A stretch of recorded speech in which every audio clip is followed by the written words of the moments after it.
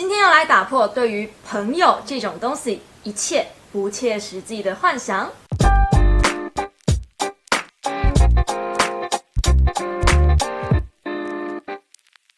Hello guys， 欢迎回来 Nico 5秒的说书时间。我知道我在过去很多说书中都强调过，人类就是一种群居生物。但是随着社群媒体、网络社交的兴起，2018下半年开始，我对于群居这2个字产生变化超有感。我知道人是群居的动物，但其实我觉得这个词应该反过来理解，是人是动物的时候要群居。现在文明发展最好的东西是什么？就是我可以在家里躺着，我可以不用出门，我也能工作，我可以写公众号，我可以做自媒体，我可以点外卖，我可以收快递，一个人在家里也可以舒服的生活的没有问题。人与人之间的交流不见得一定要 face to face， 这就算了。购物、点餐、缴费，连家乐福都有网络购物直接送到你家，完成所有自宅警备员们最大的野望，一辈子不出门。人需要与人相处、接触才能活下去，因为我们还是要靠基本的交易交换民生物资。但除此之外，我们还有一个最麻烦的情绪要解决——寂寞。寂寞这个情绪很特别，有时候就算在人群里面也能感受到寂寞。不见得是没人跟你说话，而是找不到共鸣与共同话题。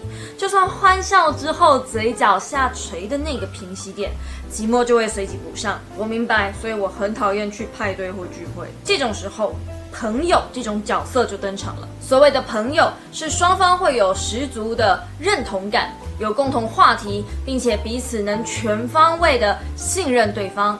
有些人可能会对朋友付出很多，甚至期待对方也有相同的等价回馈。这种问题常在情侣之间发生，但在这里我先打破大家的幻想泡泡。感情这种东西不是等价交换，我喜欢你是我的事，你喜欢我是你的事，这2件事情混在一起谈，才会有很多已读不回的困扰。其实很多人会觉得已读不回很没礼貌，我就反问一句，为什么已读要马上回复？也许是当下没时间，也许是忙了忘记了，更有可能是我不知道怎么回，所以我还在思考。在资讯快速流通的现在，感觉已读的速度等于感情的温度，我们的好感度多少直接用秒数量化，不是这样子的吧？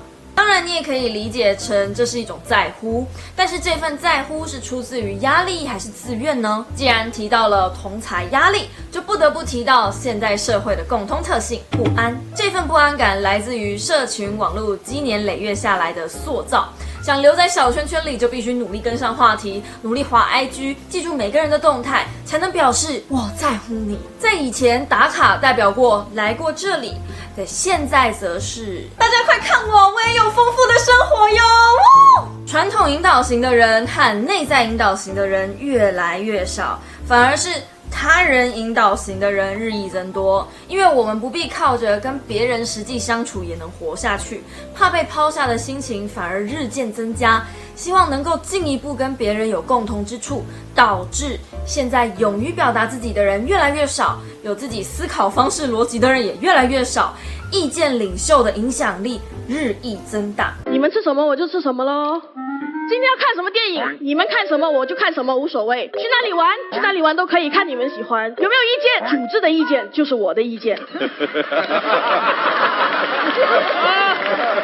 不夸张，哪天有我哪个网红想要选总统，说不定都可行。这是现代人不管在哪个年龄层都会遇到的问题。如果我跟身边的人想法不一样，会不会说了被排挤？他会不会不把我当朋友了？我还是跟他继续一样好了。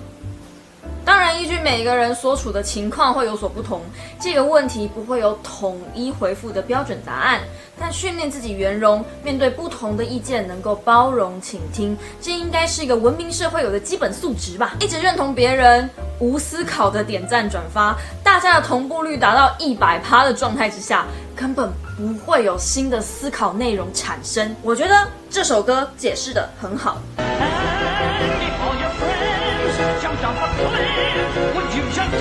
当然，我现在不是要告诉你不要听朋友的话，或是为了反对而反对，而是交朋友这种事情也是要拿捏距离的。之前看艾丽莎莎的影片讲到7招从边缘人变成受欢迎的人，里面有讲到一个把自己的秘密跟别人说，可以快速拉近两个人之间的距离，这是真的。但基本上这个我会当做大绝招使用，因为我太常遇到把我的私生活拿出来当餐桌话题的女生了，甚至还有当着我的面跟另外一个人讲，讲完之后才一脸惊恐的转过来问我，这件事情我可以跟他说吗？这位小姐，你不觉得你的顺序错了吗？唉，关于友情，我总是爱错人。当然，这些所谓的秘密，其实公开讲也没有关系。很多时候，我们当下觉得很严重的大事，时间一长就会云淡风轻了。像是初吻啊、破处啊、翻墙出去买宵夜啊，以上那些我都是听说的啦。我才不知道女宿过12点之后就干脆去男宿睡的传说嘞。所以说，交朋友这件事情，重要的是距离拿捏。对于朋友有着不切实际的幻想和付出，以及渴望得到认同和害怕寂寞的束缚，很多人的友好到最后都变成讨好，自己把自己在朋友圈里的地位下降了都不知道。以前我还会作践自己，各种搞笑卖弄，推心置腹的付出尊严和存款，常常出门就是我买单啊！这样长久以来，身边的都是狐群狗党，就算他们不霸凌我，我自己都在霸凌我自己。尤其是我发现他们会私下冷嘲热讽我是个盘子的时候，真的是伤心欲绝。最后我选择躲到图书馆里，在阅读中找到自己的位置。出社会了，我才学会适度的距离是一种美感。朋友真的不用多，真心的1、2个就可以。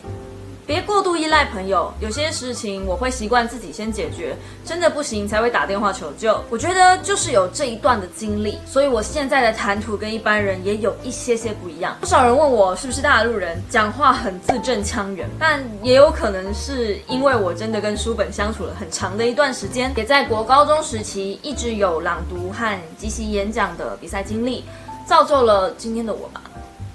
扯远了，总之今天这本朋友这种幻想，不被人际关系困扰的8堂课，想讲的是人不能独活，但人还是需要保留一点距离。除了自己以外的人都是他人，哪怕是父母，也不能完全明白你自己的想法。这本书严格说起来，我不是很推荐大家去看。一来，它的作者是日本人，一开始我以为日本人写人际关系一定很有说服力，无奈啊，这里面比较多的是点出问题，而非提出解决问题的方法。更惨的是翻译之间的落差。像某些篇章读起来就有一点怪，我到现在还是不知道为什么不能称赞别人超可爱。我不觉得超可爱是一种贬低词啊，你们可以在下面疯狂留言那口超可爱。二来，作者充分发挥了社会学家的精神，里面写了很多专业术语和混乱的架构，要阅读通透、拆解变成大家都能理解的内容，还真的不是一件简单的事。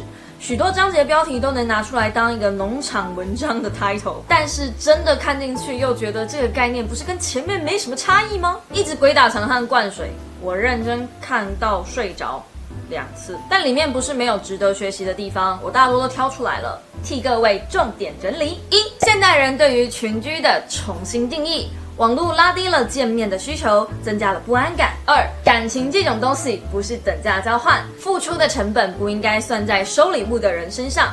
3、保持一点安全距离，行车都有安全距离了，交朋友当然也要啊。点头之交和深交都是朋友，端看你自己跟谁相处舒服而定咯。最后，如果你喜欢我的影片，请用订阅代替掌声，或者在下方帮我按个喜欢。我的频道现在已经开启募资会员，利用加入按钮，每个月75块钱支持我，继续在每个星期二晚上8点带给大家一本好书。那么我们下个星期二晚上8点同一时间再见吧，大家拜拜。其实我自己的经验，我觉得交朋友比找到喜欢的人更难。一个真心能够为你付出一切，然后赴汤蹈火的朋友很难遇到。所以如果你身边有这样的人的话，好好把握吧。这一本书呢，说真的薄薄的，但是我没有想到我会看这么久。虽然它真的很薄，但排版方式有够强的。爱吃辣的可以挑战一下，小辣强度，试试你的口味在哪里吧。他们不能自己走的哦，大家走到哪，我们就要跟到哪，这是美洲野牛。